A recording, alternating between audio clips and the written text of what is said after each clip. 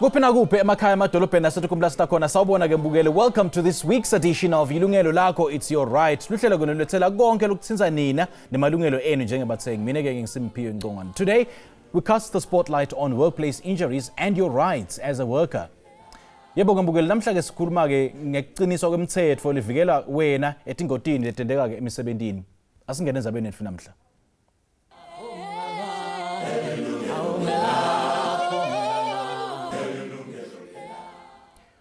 Every single day, millions of South Africans leave for work expecting to return home safely. But workplace accidents, injuries, occupational diseases, and even death can happen when we least expect it. This leaves workers and their families facing uncertainty, emotional distress, and financial hardship. So to force employer compliance with legislation that protects workers, that's COIDA, that is the Compensation for Occupational Injuries and Diseases Act, has since been strengthened. Kuqiniswa kwemthetho lovikele ke basebenzi labalimala emisebentini kuletheke injabulo ke kulabanengi ikakhulukazi kulabo labasebentako. Asive ukuthi ke bathini basebenzi.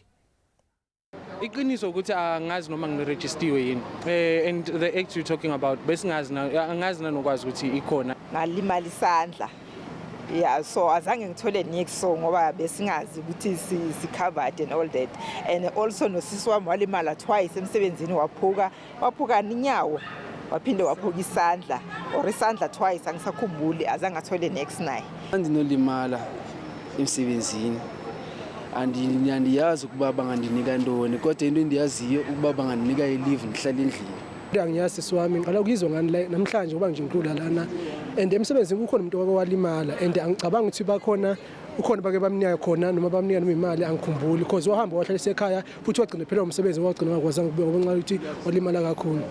Honestly speaking, I'm not aware of what COIDA is and any amendments because you see me, I'm a salesperson, right? I'm running a call center. So obviously running a call center, my focus is to be making money. Mna ndithanda yeke ukusebenza nendingayazi ngeCOIDA and sifumanisa ukuthi kuba nabantu abalimalayo emsebenzini and then umuntu akhitshwe emsebenzini kuphinde kuthiwe after isikhathi makabuyele emsebenzini but abengayazi ukuthi kumele abhadalwe true ukuthi elimele emsebenzini. Awusekho umthetho awusasebenzi say noma ngalimala emsebenzini angikukhavati ngokuthi ngayazi ukuthi abangeke bangikhokhele. Iyofuna uma nginemaloya ngihambe ini uma ungana next uyinja.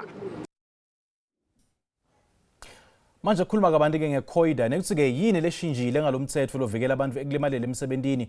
Asasimukele ke Wendy Mosuwe longichwepheshe ndzabeni letisebenti. Samukele ke naThamsanqa Khanyile lobuya etiko letisebenti iDepartment of Labour. A very good afternoon to you. Sanibukele hlele sanibonani. Sanibona Simpiwe, sanibona nabebukeli.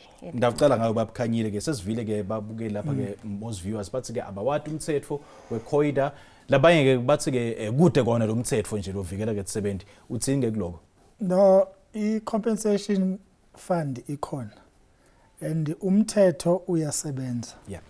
Kuukuthi ke mhlambe lapha bakhona abaqashi babo ibona bangalandeli umthetho kodwa umthetho ukhona even ukuthi laba ade bekhuluma nje abafethu nodadewethu lapha if usingakwazi ukuthola mhlambe inamba zabo sithola ukuthi umqashi uyakwazi yini ukureporta or ikhona yini into engaba nje irecord ekhombisa ukuthi usisi lokhuluma ngesandla nengalo walimala nini mhlawumbe iregister ikhona kulowo mqasho we can take it from there ukuthi siqhubeka kanjani siyaphambili kubasiza. Okay. Okwesibili if baye ebhedlela isibhedlela lesaye kusona beyomtreata kusona sizokwazi yini ukuthi sisinike ama record esikubiza ukuthi ama medical reports because yonke into yethu funeke siyenze based on medical report azobe ishushwe udokotela we-public hospital noma udokotela wase-private hospital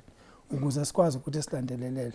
Then ke sesingakwazi ukuthi u-employer loyo abalimale bekhona simphoqe ngokomthetho ukuthi agcwalise employers report ukuze sikwazi ukuthi sisebenze udaba labo begcine bekhokhelekile uma bequalify ukukhokheleka. Ngoba mhlambe kumele sichaze ukuthi abantu bayalimala sikuphiki. Yeah. But udokotela uyenika isikhathi esinganga 24 months ukuthi alaphe lo muntu kodwa iclaim neclaim ine merits yayo asikwazi ukufanisa iclaim yomunye umuntu nomunye omunye ungathothi uyalimala, it's a minor injury, udoctor nga-issuisha i-first medical report and final at the same time. But sinayi record. Why sifuna this record ibalulekile? Senzela ukuthi even in future lo muntu mayebuye ethi but ngangilimele angisekho kahle. Yes. Sikwazi ukuthi sine record. Yingakho si-insist ukuthi employer they must keep record yabantu abalimele. Nabantu abalimele if employer enga-report umuntu kwayena individual engaya kwi-labor center eseduze naye afika asho ukuthi ngireport ngine-affidavit azofika ayigcwalise then sikhipho inspector behambe beyohlola leyo employer. Asike sibuyela emva kancane sichaze ukuthi ke yini le COIDA and yini kumsebenzi walomthetho. I-COIDA nje ikhona ukuthi isize wonke umuntu osukolimalile. Okokuqala once mawulimala funeka uyoreporta manje kumqashi wakho noma kusupervisor noma kumuntu oresponsible kuleyo department okuleyo mqashi ukuthi umelene nezinto kulimala kwabantu emsebenzini. Once usilimele iclaim ya register. Once iclaim siregistiwe isizo zakithi as compensation fund si-check ukuthi yonke imbandelo kufuneka yenzeke itholakele yonke amafomu adingakala akhona. If yonke amafomu ekhona ngoba vele u-employer uzobe segcwalisile i-employer's report of accident. If u-employer ehambisana ngoba lapha ku-employer's report accident kunama question abalulekile amathathu ukuthi uyahambisana nani nendlela umqashi athi ulimele ngayo. Okay. If umqashi ethi yes kuthina sesiya-check ukuthi ID i-receipt yokulimala i-payslip yomuntu olimele umqashi uyavuma lo muntu ulimele endaweni yakhe uyaconfirma. Yes. Sesizo-adjudicate once iclaim ya-acceptwa that's where nayo ikhodi sizoqhamuka khona ngoba awuzosebenzisa i-medical aid yakho but uzothatha this acceptance letter ephuma compensation fund usuya ngayo kodokotela. Laba futhi abalimele udokotela wababhuka mhlambe insuku engaphekwa 4 bese ethi umqashi angizokwazi ukukhokha sizokwazi ukuthi sikhokhele lento esebizwa ukuthi temporary total disablement ukuthi usamile emsebenzini awusebenzi njengoba ubhuda echaza lapha while uhlele ekhaya u75% of your salary uzongena. Okay. Maybe ngicela ukuthi ubambe umcabango wakho lapha.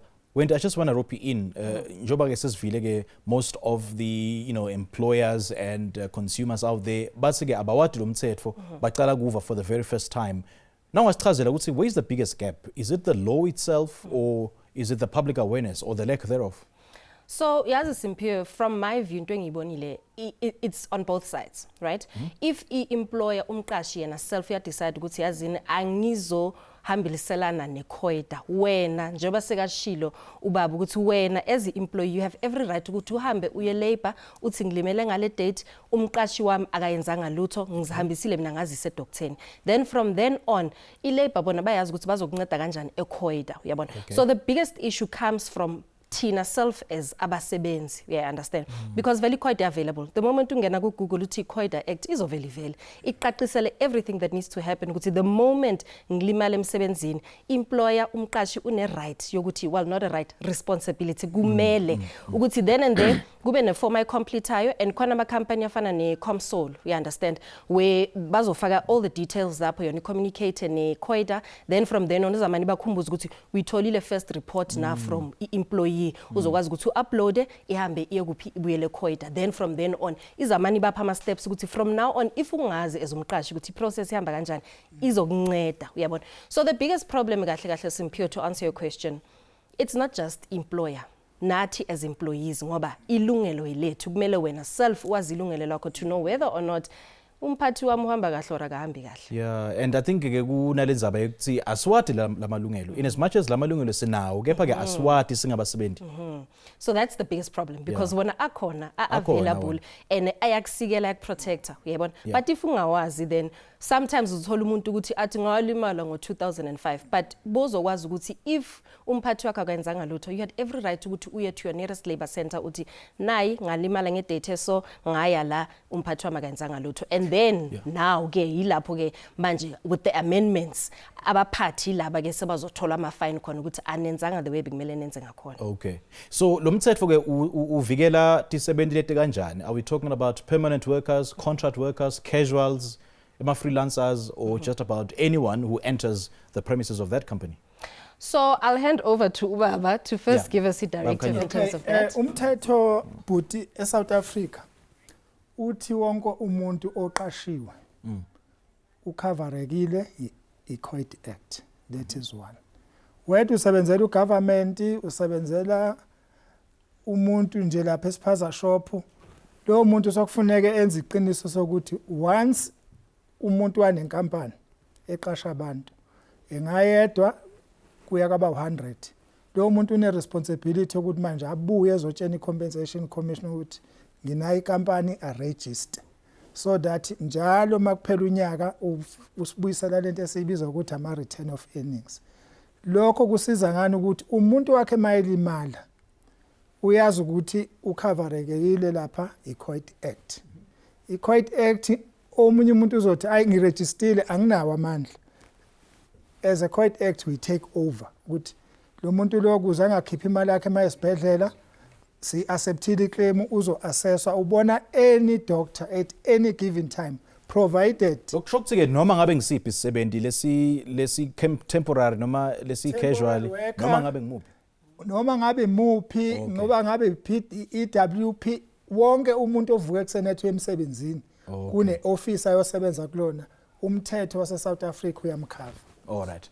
Hayi mbukele sibambe khona lapho ke sisishelela ngasetitolo hlala kanye nathi ke ungasanyakadi leli lungelo lakho. We'll be right back after this.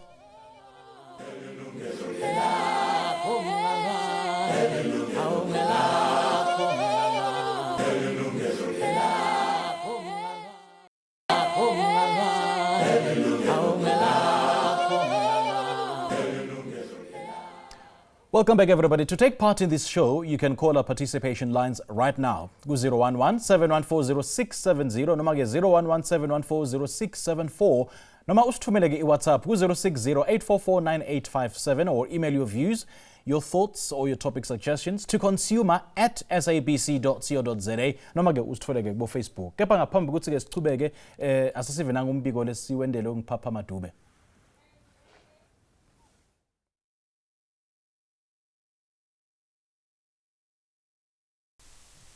Sekuqenqeleke iminyaka ukho umthetho obuyekeza amaxhoba omonzakalo emisebenzini iCompensation for Occupational Injuries and Diseases Act iCOIDA ngamafutshane. Ngaphaya kokuhlawula amaxhoba lo mthetho ukwanyanzelisa abaqeshi ukuba baqinisekise ukhuseleko kwiindawo zemisebenzi khona ukuze kuthinteleke umonzakalo okanye ukufa.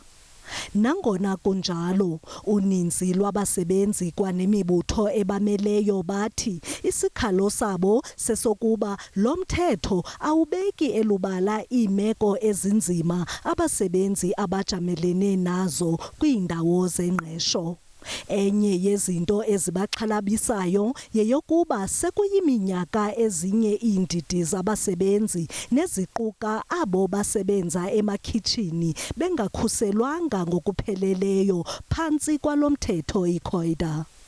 Esabela ezizikhalazo kwanemfuneko yenguqu urhulumente ngoku sezise utshintsho kulomthetho nojoliswe ekuqinisekiseni ukhuseleko kwanophuculo kwinkqubo yembuyekezo kumaxhoba omonzakalo kwiindawo zempangelo. Ezinguqu zikwanyanzelisa ukuphuculwa kweemeko emisebenzini kwanesidima sabasebenzi kweli. Siyawamkela lama amendments eziwe nguRhulumente kakhulu ngoba sibona ukuthi azawunceda. The amendments on COIDA awazu ukwenzeka lula kuma employers, but ngemsebenzi yethu as unions pushing kukhona umehluko esubona. It is possible, but it's going to be slow. And it's very unfortunate for those domestic workers who are not unionized.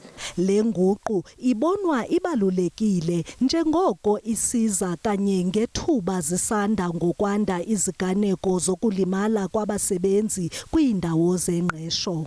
Abaqashi abaninzi basafuna ukuphila ngalandlela kandalashe yokuchaphaza abasebenzi nokubasebenzisa ube ngathi ngamakhoboka kwidemocracy. abafuna ukuregisterisha abasebenzi kwi-compensation fund ilwa ney'nkampani ze-security yonke le mihla ezitsala imali zabasebenzi zingazidluliseli kwezo zinto. Besisempumalanga kwenye igame sibona isikizi lokukhawulwa kwemilo kwabasebenzi abasebenzela inkampani yethimba ngase-Nelspruit eMbombela. Bonke babebona kutsalwa imali zabo emsebenzini zikhoyita ezingazange zadluliswa ngaphaya. Akukho namnye owake wayifumana i-compensation owalimala kuqala walimala ngo-2011 uzofika ngoku ku-2026 akakayifumana i-compensation yabo. The employers are really not complying that much. Employers are not willing to comply. And we can see even in UIF, many employers haven't registered their domestic workers with UIF, which is 23 years now. So COIDA is 2020, we are in the 6th year. But we are going to push and make sure that domestic workers are registered with COIDA. We've got few cases that were reported at the Labour Department. So far, I only know of the Mahlangu's daughter that she was compensated by the Department of Labour for the death of her mother. But I haven't heard more domestic workers who were compensated. But the claims are there.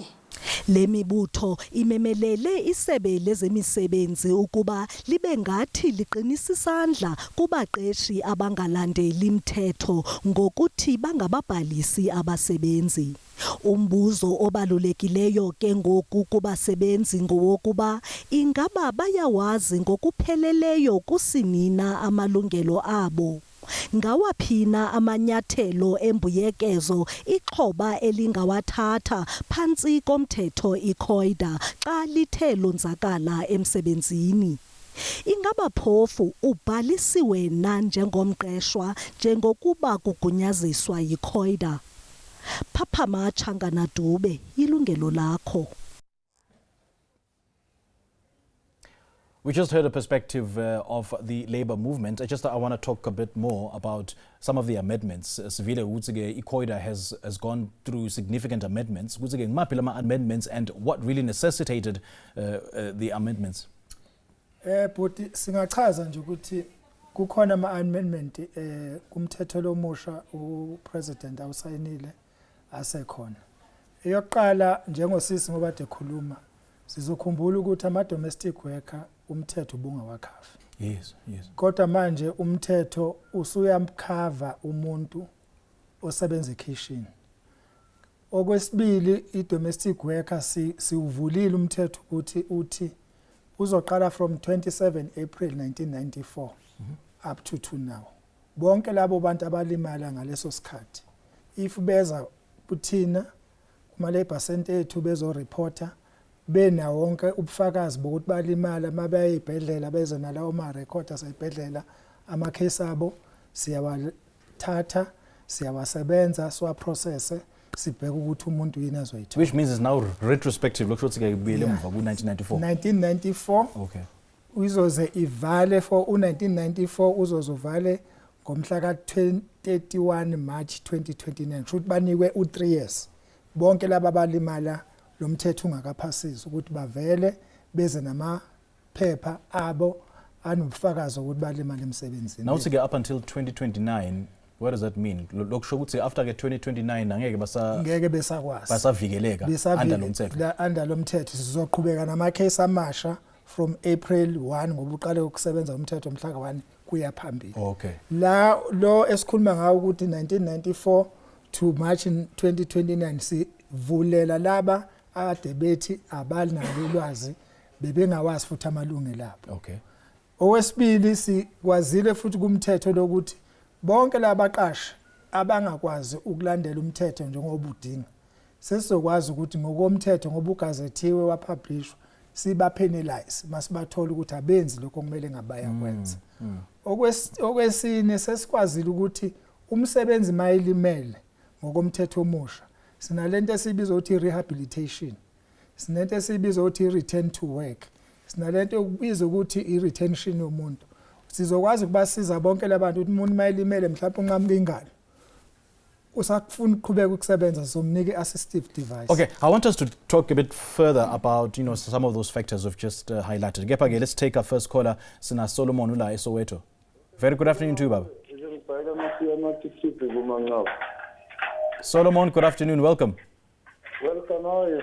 Very well, how are you, sir? All right, can you speak Zulu as I'm blessed? No, it's cool, Zulu, Baba. Mas Zulu. Yeah, kunjani baba? Siyaphila cool, Baba. Khuluma nathi, Baba. What's on your mind? Kusithi ngingaba nenkinga ngingalimala emsebenzini, it was 2020. Yeah, ngawa 4 ways mall sasi change amaglazi first floor. Ngawa mangiwa ngapha manje ngisesibhedlela ngoba ngeke ngaba kukhoma isikhathi kusho ukuthi October wonke. Mangiba kukhoma ngoNovember okay ngacala ngaphaphama kwaba ukuthi balibeba ngithumela kuFix khona eAuckland Park. Hayi ngibele ngiyenza mabang-discharge ngo-December nge-second week ka-December. Mangibuyele emsebenzini ngithola ukuthi emsebenzini sebavalile ikhampani. So akhona amaphepha lonawo, amaphepha asesibhedlela nemaphepha maybe incidents report lo ngayisebenzisa. Amaphepha asesibhedlela sasekhona, akhona amaphepha enginawo awasi eNetcare. Okay. Alright ke ikhona ke litiko letetsebele utakuchazela ukuthi kumele ke kwende njani kulelo hlangothi. Siyabonga kakhulu ukushayela. Siyabonga ubaba. Okanjalo sisengamsiza. Ngoba mayithi amaphepha unawo indlela elulu ukuthi aye office eliseduze naye ngoba ethu saSoweto bazokwazi ukumsiza. Bese ngoba uyakuveza ukuthi umqashi wakhe akasekho. Kushuthi lapho kuzomela ioffice lelazo kulona likhipha uinspector ukuze uinspector akwazi ukuthi ayobheka ukuthi ngempela kule ndawo le kwakunomqashi so and so and so and so. If ethola leyo nto usezobuya nobufakazi abunike umphathi weoffice lelo ukuthi silo siyobheka sithola ukuthi inkampani ayikhona kodwa inkampani ayisekho bazokwazi ukuthi lo muntu loyo bamsize uqhubeka. So le compensation itawubuya kuphi ke njengoba le nkampani ingasekho?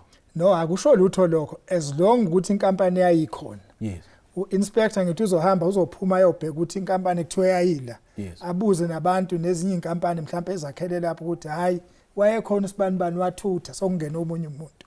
Sizokwazi thina ukuthi umsize ngoba esho ukuthi 2024 if isibhedlela lesalimele kusona nodokotela bekhona bazokwazi ukuthi bamenzele ba-assesse basinika ama-record la sikwazi ukuqhubeka sisize ubaba sibone ukuthi khona azokuthola noma akukho yena ayokuthola.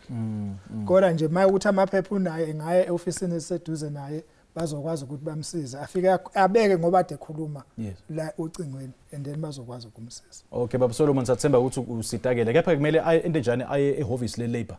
Labor office aphathe ini ke? Aphathe onke amaphepha nje lawathi unawo wathola esibhedlela. Okay. And then ioffice lethu mawukuthi khona amanye amaphepha elisawadinga ukuthi liqhubeke neclaim yakhe lingakwazi ukuxhumana nesibhedlela. Okay, Baba Solomon sathemba ukuthi awusitakala ke sowuvile ukuthi kumele uye ehhovisi le Department of Labour uphathe ke onke emaphepha asesibhedlela lisekhona ke lithemba ukuthi ke udawusitakala kulelo hlangothi. Now Wendy, I just want to bring you in as well ukuthi ingabe what have you observed in terms of compliance by most companies noma ke employers compliance to certain labor laws ikakhulu kade ke iCOIDA? So in terms of abaphathi, right, ama-employers into bayenza kakhulu is that there isn't compliance and they are aware bayazi ukuthi khona iCOIDA khona i-process ekhona if umsebenzi uyalimala emsebenzini. Okay. So what they then do in most situations is that kuba ne-victimization ekhona, you understand? So for example uthola ukuthi uyazi ukuthi i-casual uza njengabo December, uyabona? So every December bayakubiza manje uyalimala last year bakutshela ukuthi ungakhohlwa ukuthi next December mele ubuye futhi and wena part-time, yeah, understand? So automatically babatshela ukuthi wena awukho covered by iCOIDA of which ba covered ngempela, uyayibona? So one thing I'm grateful ngayo vele in terms of the amendments is that manje sekuzoba khona ama-fine nama-compliance order, you understand? So as much as bazosizakala abasebenzi ukuthi babe covered obviously babe right sesobuyele emuva sithi ngoba wena buwazi ukuthi na i-process umthetho uthi manje sesizokufina khona lapho kuleyo revenue oyenzayo so that moving forward makuba ne-incident futhi injury on duty so uyazi wena ukuthi kumele ngibe emthethweni. Lokusho ukuthi ke leyo mcashi ngamele abhadale ifine aphinze abhadale ne-compensation kuleyo employee. Angithi bhuti kufuneka sekucacise ukuthi umqashi une responsibility yokuthi uma umuntu elimele kumele amkhokhele. Ukuze umqashi engakhokhi, umqashi kumele athathe insurance with compensation commissioner. So if iclaim yakho isibhekiwe yacutshungulwa kwafika ne-final medical report isho ukuthi ulimele. Bese yasho futhi ukuthi mhlambe ulimele sinama esikubiza ukuthi ama-PD lump sum lapho esothi khona 1 up to 30%. Lo muntu lo somkhokhela leyo lump sum bese siyahlukana naye. Okay. Uthotha omunye umuntu mayelimele kakhulu from 31 to 100%. Lo muntu lo usezohola impesheni impilo yakho yonke until uNkulunkulu acabange ngenye indlela ukuthi hayi ingane yami sengayidinga ibuyize kimi. Okay. But mabe ne insurance nathi even ngisho kuthiwa una insurance nathi sizoyiprocessa thini claim sikhokhela umuntu olimele bese siyabuya size kuwena sizokufina ukuthi uhlulekile ukukhokhela lo muntu. Okay. That act ibikhona even before. Cha kuyavakala kakhulu ke baphanyeni. Mbukeli, let's pause it right there and take another break. Please do stay with us. Siyabuya khona manje leli lungelo lakho.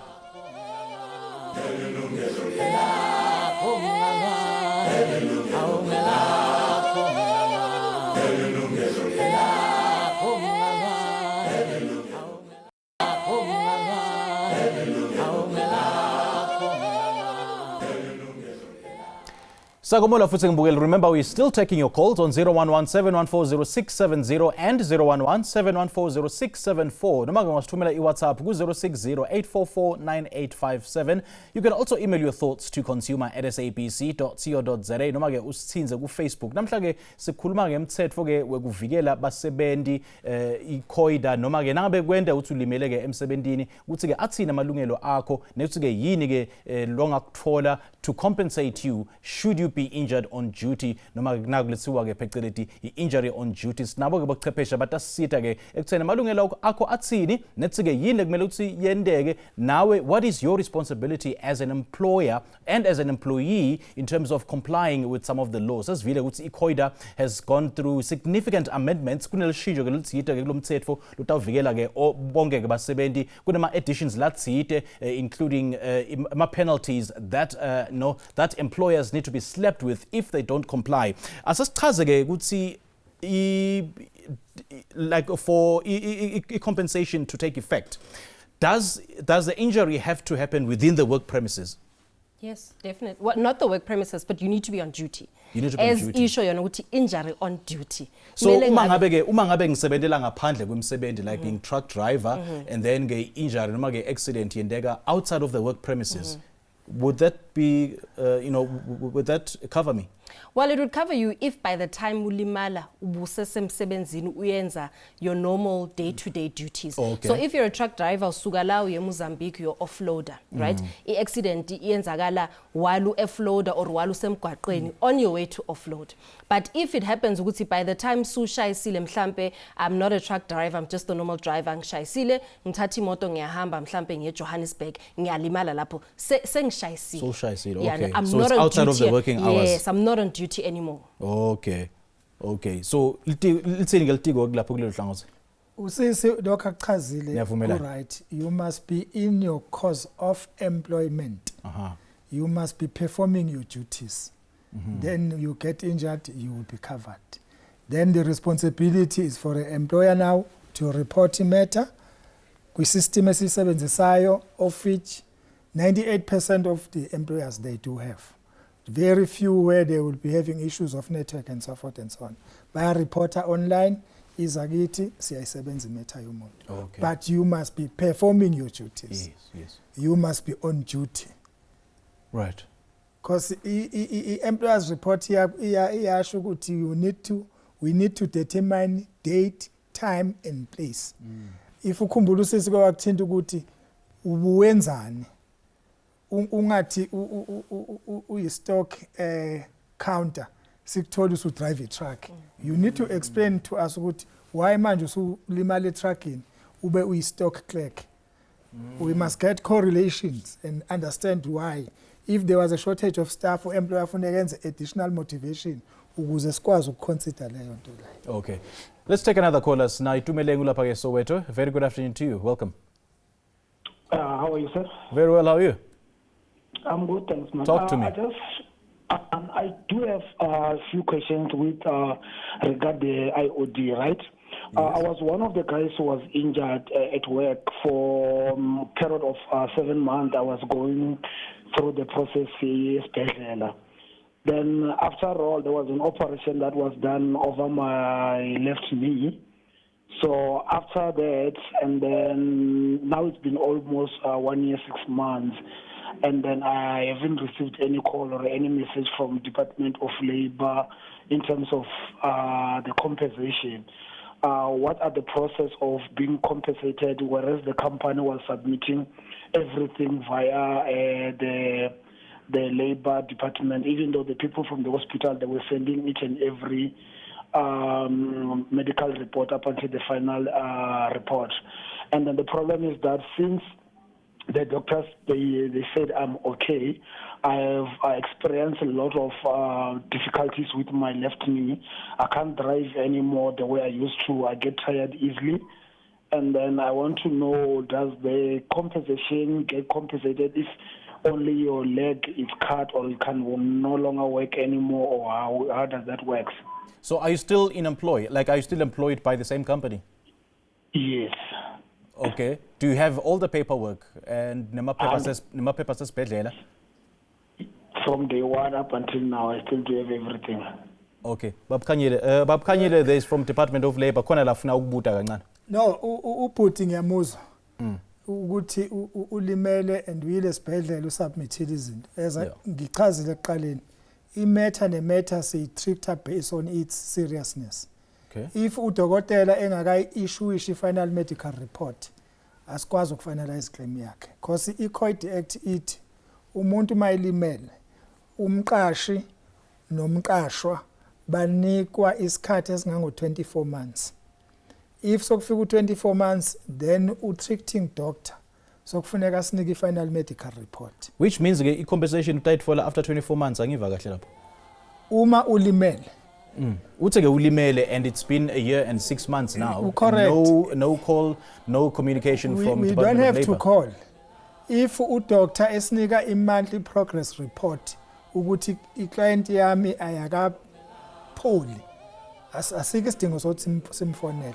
Siyomfonela udoctor mayisethi lo muntu usesindile, use-improvile, or akukho kunye sengakwenza uku-improve i-condition yakhe. So kumele ende njani manje ngoba uthi he's not 100% and he's left udokotela funeke asibhalele i-final medical report manje makuthi ezosho ukuthi lo muntu sengizame konke engingakwenza, sengihlulekile, lo muntu i-disablement yakhe it's 5%, it's 20%, 30%, 100%.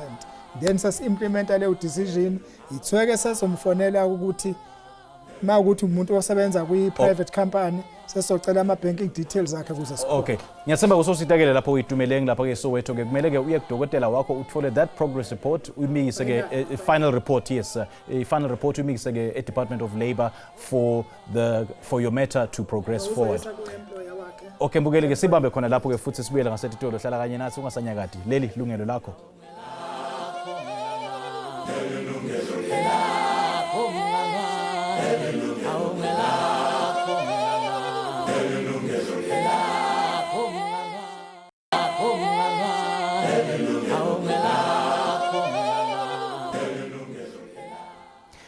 Welcome back everybody. Kumbula ukuthi solo sathatha incingo tenu ke ku-0117140670 and 0117140674. Ungasithumela futhi na WhatsApp ku-06084498857 or email your views to consumer@sabc.co.za. Ungasithola futhi na ku-Facebook. Namhla ke if you've just joined us sikhuluma ke ngeqinisa komthetho weCOIDA noma ke umthetho lotawuvikela abasebenzi ekutheni ke uma balimele emsebenzini kumele ukuthi bende njani nethi amalungelo akho ke athini. lo mnye ke utatibuta ukuthi uma ngabe ngilimele la emsebentini ngakuthatha kancane lokho ngoba I feel ukuthi it's just a minor injury, maybe ngihambe ngiye-leave for a couple of days, nangibuya i-develop le injury bese sebuya nama complications, ngiphinze ngibuye ngido-reporta kumcashi ukuthi phela ngilimele la emsebentini.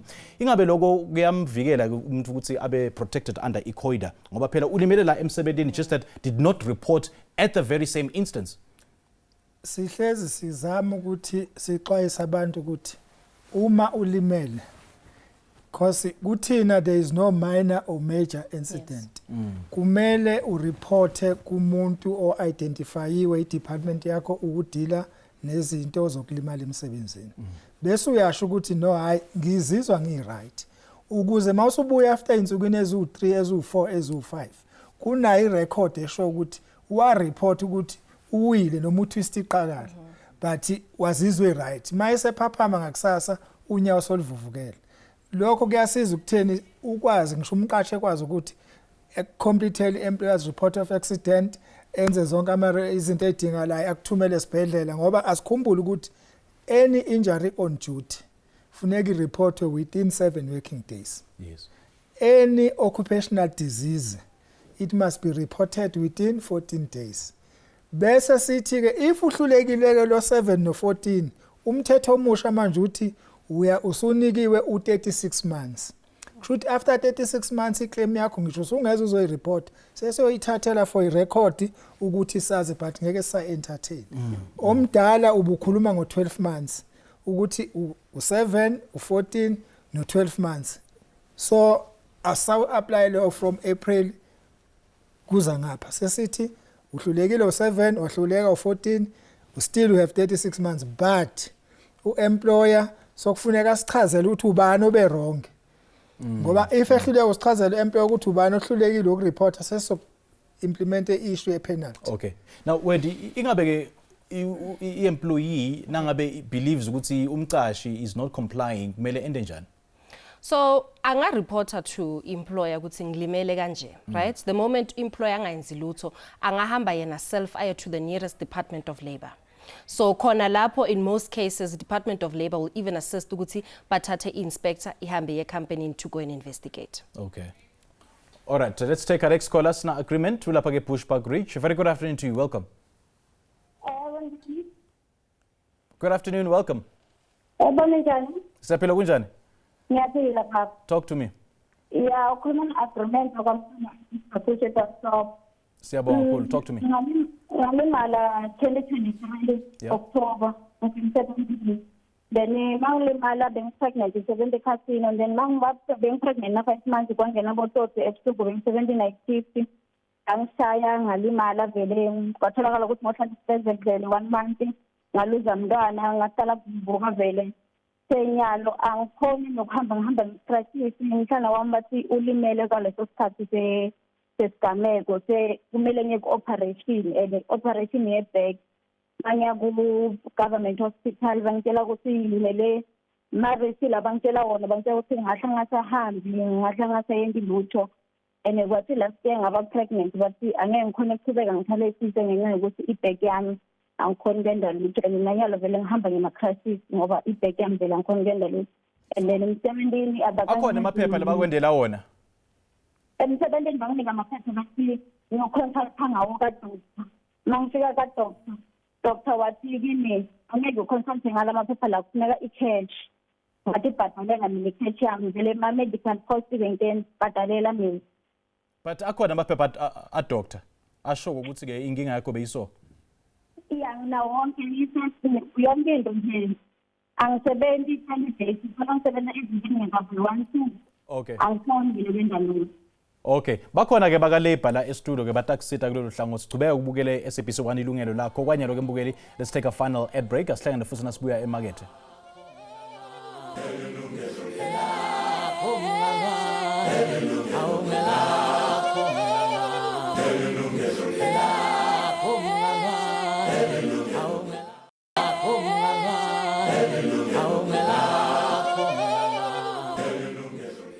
Welcome to our very last segment. Sachubeka futhi nenzaba yethu ke earlier we had agreement lapha eBushbuck Ridge.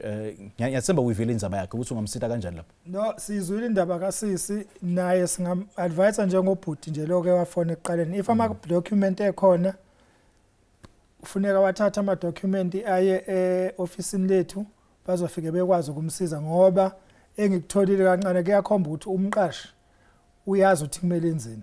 Kusho ukuthi nje udokotela lo owamfica ngoba siyakwazi ukuthi vele bakhona odokotela ethi mina indaba zeCOID angizenzi. Asikwazi ukuphoqa udokotela. Kodwa mhlambe kubuwaye ku doctor ovumayo ukuthi asebenze into yeCOID wazenza sithemba ukuthi ama document laba athakhona azokwazi ukusisiza ukuthi sikwazi nathi ukumsiza ku register claim sicela umqashi makuthi uzocooperate asigcwalisela amaphepha esiwadingayo iclaim yakhe iqhubeke phambili ngoba ngasukhale ngekuthi-ke ku-affecte ne-pregnancy yakhe ngoba sizokuthola ngithi konke lapho kuma record lawa azowathumela if udokotela ekuveza lokho kofuneke kube enye izinto okufuneke i-adjudicating committee ikubheke mase i-adjudicate claim yakhe. Okay, so kuleto didinzawo tekusebenta leti ngathi informal or the informal working environments. Okay, uke washo earlier on ukuthi lo mthetho weCOID nyalo so abavikela ema domestic workers. So tinzawo leti kanjalo ke ingabe umthetho weCOID uyativikela tisebenzi nangabe tilimele etinzaweni leti kanjalo ngoba phela there's no formality, there's no paperwork involved. Kude nje amaphepha tsite lekumele ukuthi asayinwe ingabe lapho bayavikeleka abasebenzi lapho 100% Spiro, because the moment nje uqashiwe wenza something we remuneratwa umsebenzi you are covered by iCOID. So whether paperwork kude ngoba phela it's an informal working environment. Listen, i-contract verbal mina nawo siyavumelana ngomlomo, it's still a contract, you understand? So it's still valid even if ngingenayo i-pay slip kodwa ngiyahola, I can prove ukuthi every month ngiyawuthola low minimum wage, every month ngiyasebenza covered by iCOID. Okay, so can an employee lose their job simply because they were injured at work? Well, I would say it depends, right? And I think it goes hand in hand with what Ubaba has said also in terms of the new amendments, right? So let us say, mhlampe, I do get injured and the injury that I've then sustained prohibits me from being able to do whatever job that I did before. And Msebenzini, they cannot accommodate me in any other area, right? They will then medically board me. Right? Because manje, let's say I was a runner and then for example, I no longer have the legs, you understand? So this now goes back to what Ubaba has said, Uguti, the amendments are now looking into covering that grey area, Uguti, ngoba ngilimele emsebenzini, ngisakwazi ukwenza lo msebenzi, but mhlambe ngingatype, nginayo qualification ukuthi ngabe administrator. Okay. Babukhanyile yini ke ema mistakes noma ke tiphosiso labatendako kubantu ke you know in terms of kwenda ama claims lanje? Into eyiningi esithola kubantu ezivimba ukuthi siqede ama claim ngalo 24 months umthetho sinika wona ukuthi mabe submitter ama document abo awekho complete. It's either awekho complete or awekho at all. Then kuzokwenza ukuthi ke ama labor center ethu ahluleke ukuthi aqede lawo ma claim. Okunye uthola ukuthi umuntu into ayishoyo ayihambisani nento ebhalwe umqashi.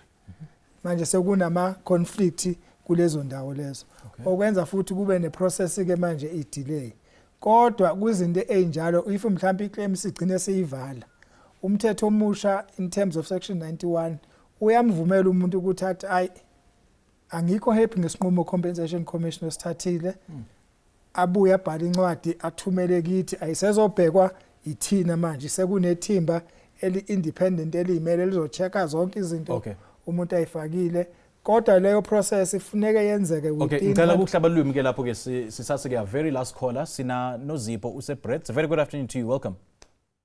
Good afternoon njani? Siyaphila kunjani mama? Ngiyaphila. Bengisabalekela phambi kwe-TV ukuthi nganiphazamisa. Okay, nochubeka ngabuthi umbuto wakho. Umbuzo wami uthi mina ngenza kanjani ngalimala emsebenzini. Nga-admitwa esibhedlela kodwa azange ngilale esibhedlela. Ngalimala kwacompletwa yonke into ngaye mediclinic ngibanjwe inkunzi emsebenzini ngalimala ngashaywa ngesibhamu enhloko. Iboss yami yathi bona babhadala ilabor ababhadali mina ezomsebenzi olimele emsebenzini. Nase labor ngathi sengiqedile sekuphelile konke ngaya khona labor ngawo wonke amaphepha ngangwanikwe esibhedlela nayo yonke into ne-report yasemsebenzini kanjalo kodwa umuntu wase-labor uyena wathi kimi no i-company yami ibhadala ama-expenses esibhedlele not mina. Yo, hayi asikwadi-ke lokhu Nozipho siyabonga kakhulu ukusishayela bakhona-ke baka-Labour batakuchazela kulolu hlangothi ngathi sekune-finger pointing lapha-ke so khona lokukhomba lomunye uvikela lisebe lakhe enyalo. No, usisi siyamuzwa kodwa umthetho uthi uma usisi efike nalezo zinto kune-adjudication process ekumele yenzeke. If usisi eqhubeka elashwa udokotela emnika ama-monthly progress report up until final kungenzeka ngoba phela iqiniso ofuna silikhulume noma libhlungu kungenzeka ukuthi ulimali ngoba ethi usisi washaya ngesibhedlela washawa ngesibhamu ekhanda but udokotela athi sengikwazile ukumlapha wabuyela esimeni ayade eyiso before athole i-accident kodwa lokho akumele sikusho ngomlomo.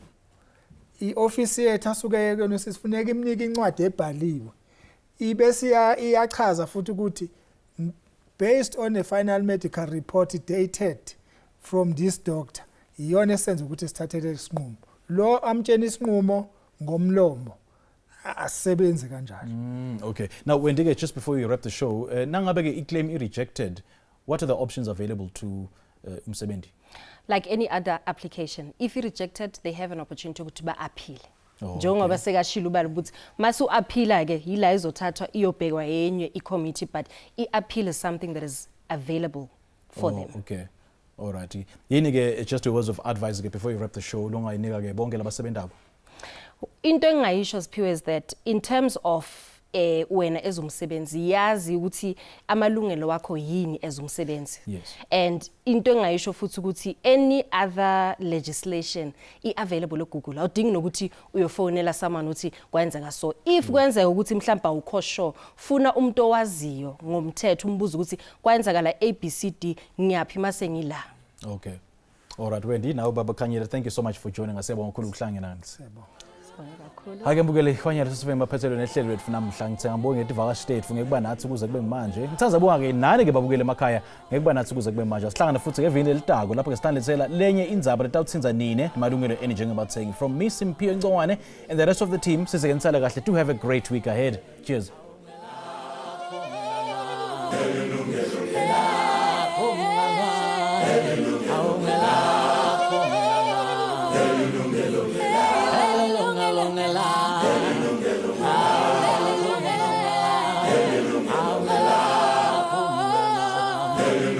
Yeah.